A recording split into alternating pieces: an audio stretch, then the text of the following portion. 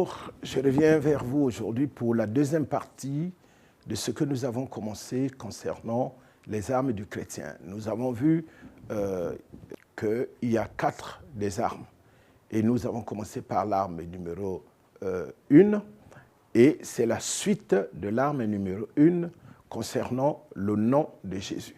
Et c'est donc la deuxième partie. Nous avons vu la première partie de l'arme numéro 1, le nom de Jésus, que quiconque invoquera le nom du Seigneur, il sera sauvé.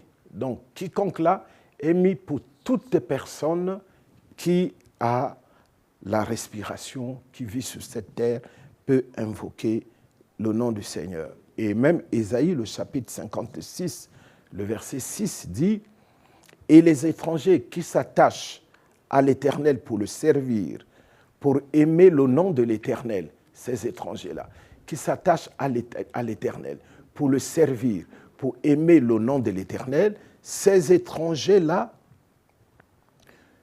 qui vont aimer le nom de l'Éternel pour être ses serviteurs, tous ceux qui garderont le sabbat pour ne point le profaner et qui persévéreront dans mon alliance. » Voyez-vous? Donc il y a une bénédiction qui est attachée à cette partie des gens qui ne sont pas membres du royaume, qui n'étaient pas juifs, qui n'étaient pas israélites, lorsqu'ils acceptaient de s'attacher à leur loi, à leur Dieu, Dieu évidemment les rendait participants à la bénédiction. Et le verset 5, évidemment, de ce que nous venons de lire d'Ésaïe 56, va dire « Je donnerai dans ma maison et dans mes murs une place et un nom préférable à des fils et à des filles. Je leur donnerai un nom éternel qui ne périra pas. » Donc le nom, chaque Dieu est reconnu par son nom, il est défini par son nom. Notre Dieu est l'Éternel. Notre Dieu a envoyé Jésus-Christ avec un nom. Et c'est ce nom qui nous a été donné par lequel nous sommes sauvés. C'est le nom de Jésus. Et voilà que quand Jean va venir, il va dire beaucoup de choses dans Jean, le chapitre 1, verset 12. Il est écrit, mais à tous ceux qui l'ont reçu, à ceux qui croient en son nom, elle a donné le pouvoir de devenir enfants de Dieu. Donc la première des choses, c'est de recevoir Jésus. Ça, nous l'avons tous fait. Nous recevons Jésus-Christ comme Seigneur et Sauveur. Si tu ne l'as pas encore fait, tu le fais. Et tout ce cheminement peut se faire en une minute, en une journée. Le fait de recevoir, mais ensuite il faut croire au nom de Jésus. Ce n'est pas croire en Dieu de manière générale, mais la précision est bien indiquée. Il n'est pas dit ici de croire, comme Jacques dit que les démons croient et ils tremblent. Ça, c'est la croyance générale. Mais c'est le fait de croire au nom de Jésus. C'est comme nous croyons que si nous partons chez le médecin va nous prescrire un médicament, nous serons guéris. Nous croyons que si nous partons à l'hôpital, consulter un spécialiste, il va nous donner des conseils qui vont nous sortir de la situation de maladie que nous traversons. Mais ensuite, il y a la prescription médicale. Le médecin va nous prescrire un médicament. Il faut maintenant, quand nous prenons ce médicament, nous croyons que ce médicament qui a un nom, et ce nom est attaché au type de maladie que nous avons. Si c'est une infection, c'est un antibiotique. Et cet antibiotique a un nom pour s'attaquer à une catégorie de bactéries. Et nous croyons à ce médicament. Si j'ai le palu, on me donne un antipaludéen, je vais prendre et je dis parce que j'ai pris ce médicament, cette molécule qui a un nom, la maladie va partir. Il en est de même de croire, de recevoir Jésus dans sa vie comme Seigneur et Sauveur, mais de croire en son nom, parce que ce nom-là est une entité. Ce nom-là a une puissance. Ce nom a une force. Donc il faut croire, il ne faut pas seulement croire en Dieu, mais croire au nom de Jésus-Christ en particulier. Et ensuite, en croyant,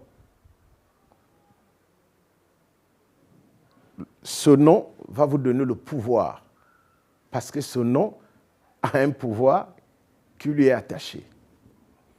Parce que ce nom détient un pouvoir. Donc, à tous ceux qui l'ont reçu, à ceux qui croient en son nom, il a donné le pouvoir. Donc, le pouvoir ne peut venir que s'il y a l'addition des deux. Tu reçois le Seigneur Jésus comme Seigneur et Sauveur, tu crois en son nom, il te donne le pouvoir de devenir enfant de Dieu. Maintenant, ce qui reste éternel avec toi, c'est que tu ne vas pas le recevoir 2 fois, mais tu reçois une fois. Mais ce nom-là, tu le confesses autant de fois que tu seras dans des problèmes dans ta vie. Mais pour le salut de ton âme, tu confesses ce nom une seule fois en disant « Seigneur, je te reçois dans ma vie comme Seigneur et Sauveur et je crois que ton nom est puissant et je crois que tu es le seul médiateur. Et ce nom te donne le pouvoir qui fait de toi un enfant de Dieu. » Vous savez que quand on change de nationalité, on le fait sous serment avec un décret qui t'attribue la nationalité. Et donc ce décret a un pouvoir. Et pour nous les enfants de Dieu, dans les annales spirituelles, il va être écrit que tu deviens un enfant de Dieu, tu reçois le sceau qui t'identifie comme enfant du royaume. Même les démons, quand ils te voient, ils savent que celui-là a reçu le sceau comme membre du royaume, comme chaque citoyen de sa nation a sa carte nationale d'identité ou son passeport qui lui permet de franchir les frontières. Et nous, avec cette identité d'enfant de Dieu, du nom de Jésus que nous portons, nous avons accès à tout. Nous avons accès à la présence du trône. Nous franchissons des barrières là où l'ennemi a mis des barrières. Nous franchissons parce que la terre appartient à notre Dieu et Dieu a donné la terre au Fils des hommes que nous sommes. Donc, croire, recevoir, croire égale pouvoir. Et dans l'Apocalypse, c'est Jean qui va dire que « Voici, je me tiens à la porte et je frappe. Si quelqu'un entend ma voix et ouvre la porte, j'entrerai chez lui, je souperai avec lui, lui avec moi. » Ça, c'est dans le fait de recevoir. Vous voyez, Jean entend cette voix, Jésus lui dit, il faut que quelqu'un entende ma voix. Donc, il faut qu'on te prêche comme je te prêche maintenant. Là. La prédication provoque toujours l'effet. Si quelqu'un entend ma voix, ouvre la porte. Donc, la prédication a la vocation d'ouvrir les portes dans les vies des gens. Tel que je parle là, ça peut ouvrir la porte à la foi au nom de Jésus. Ça ouvre la porte à la bénédiction, ça ouvre la porte à la richesse, ça ouvre la porte au salut, ça ouvre la porte à la délivrance. Il faut écouter. C'est pour cette raison qu'un homme du nom de Gamaliel, qui était un officier de l'armée, il a vu un ange lui apparaître. L'ange lui a dit, pour que tu sois sauvé, il faut qu'il y ait l'une des personnes qui a été désignée pour te parler du salut. L'ange ne prêche pas le salut. C'est les humains qui prêchent le salut et les gens croient. Et c'est comme ça que cet homme a fait venir Pierre. Pierre lui a fait écouter des paroles dont il avait besoin pour être sauvé. Donc la parole de Dieu, l'évangile, a la vocation d'ouvrir la porte. Mais Dieu, il frappe à la porte. Il dit, je frappe à la porte. Si tu ouvres. Donc, il attend. Écouter, ce n'est pas un problème. Tout le monde peut écouter. Mais ensuite, il faut agir. Ouvrir la porte pour que Dieu rentre. Et il dit que quand il va rentrer, j'entrerai chez lui, je souperai avec lui et lui avec moi. Donc, il y a 2 épisodes. Le premier épisode, c'est celle que Jésus soupe avec nous. Ça veut dire qu'il est chez nous pour le souper. Ensuite, il y a une 2e épisode, nous avec lui. Ça, c'est maintenant les noces de l'agneau. Donc, au jour d'aujourd'hui, Christ soupe avec nous. Et vous savez que quand une autorité, le chef de l'État, un haut fonctionnaire du gouvernement avec sa garde rapprochée, tous ses militaires, vient souper sur toi, eh bien, tu bénéficies des avantages de ces militaires. Donc, même si quelqu'un venait pour te menacer, réclamer une dette, ces militaires ont l'obligation de l'interpeller, de s'opposer à lui, parce qu'il y a la présence de leur autorité chez toi. Donc, tant que Jésus-Christ sera avec nous, toutes les puissances des ténèbres qui s'élèveront contre nous, les anges vont les repousser, les anges vont s'opposer avec lui, vont s'opposer à eux. Car Christ a dit, voici, je suis avec vous jusqu'à la fin du monde. Donc ce dîner-là ne finit pas. C'est un dîner qui a commencé le jour que nous avons reçu Jésus, qui va se terminer le jour qu'il va nous enlever pour que nous partions dîner avec lui dans ses noces. Oh, que Dieu nous bénisse, que nous croyons en ces paroles, que la parole du Seigneur est vraie. L'Évangile, c'est le programme de société que Jésus a mis en place, dans lequel il y a beaucoup d'actions pour nous permettre de vivre sainement sur cette terre. Et le nom de Jésus est celui-là, évidemment, qui nous donne le pouvoir d'obtenir des choses par la prière, le pouvoir de devenir enfant de Dieu, le pouvoir de clamer haut notre identité, le pouvoir de défendre nos acquis, le pouvoir de préserver nos acquis. À tous ceux qui l'ont reçu, à ceux qui croient en son nom, il leur a donné le pouvoir de devenir enfant de Dieu. Et quand tu deviens enfant de Dieu, c'est un statut. Et dans ce statut, tu as des codes d'accès. Et puis, tu as des numéros d'urgence. C'est le nom de Jésus que tu invoques dans les situations difficiles pour qu'il puisse intervenir en ta faveur. Moi et ma famille, nous servirons l'Éternel.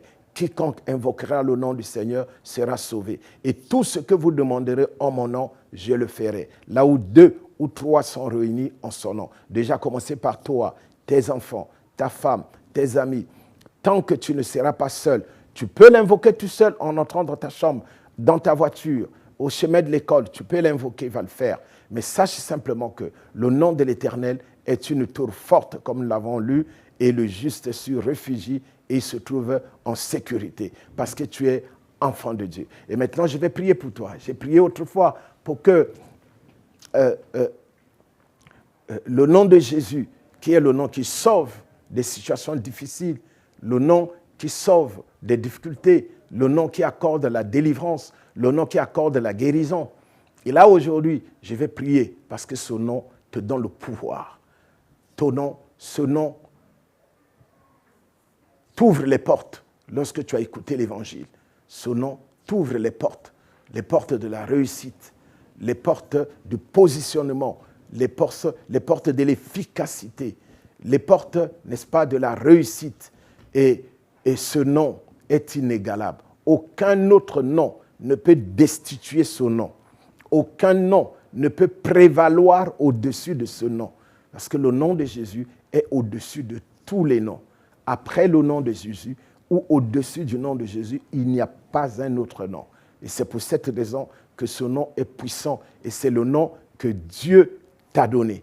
La Bible dit qu'il y a un seul nom qui a été donné parmi les hommes par lequel nous pouvons être sauvés. C'est le nom de Jésus. Il n'y a qu'un seul médiateur entre Dieu et les hommes. Ce médiateur a un nom, il s'appelle Jésus. Nous allons prier.